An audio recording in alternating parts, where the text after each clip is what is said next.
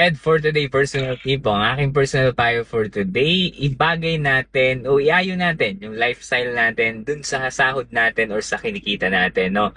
Kumbaga ito ang pinakasimpleng way para mas makatipid tayo, mas makapag-ipon tayo, and then hindi tayo magkautang-utang, no? Kumbaga, ibagay natin yung lifestyle natin, pamumuhay natin kung magkano ba ang kinikita natin? Kumbaga, kung alam natin ang sahod natin, ganitong amount lamang, eh baka naman kailangan natin bawasan yung mga bagay na hindi naman talaga natin kailangan. Like for example, madalas nagkakape ka sa labas, kumakain ka sa labas, pero technically, hindi siya advisable no kung lagi mo siyang gagawin. Pwede siguro every sahod, okay lang yan.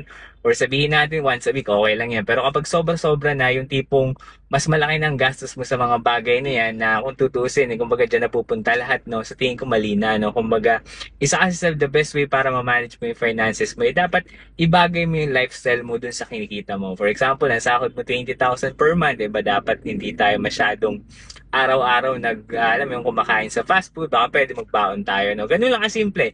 Yun yung pinakasimpleng way para kahit pa paano i-manage natin yung mga finances natin, no? Iayon natin ang lifestyle natin base sa sahod natin. Okay, yan lang yung personal payo ko ngayong araw. Kung nagustuhan mo, baka pwedeng pakalagay share ng video na to. Supportahan mo ako sa pamagitan ng pag-like and share, no, ng aking mga videos, and then pag-like and follow ng FB page ko. Ganun rin yung TikTok at syempre yung YouTube. Yun lamang. Salamat!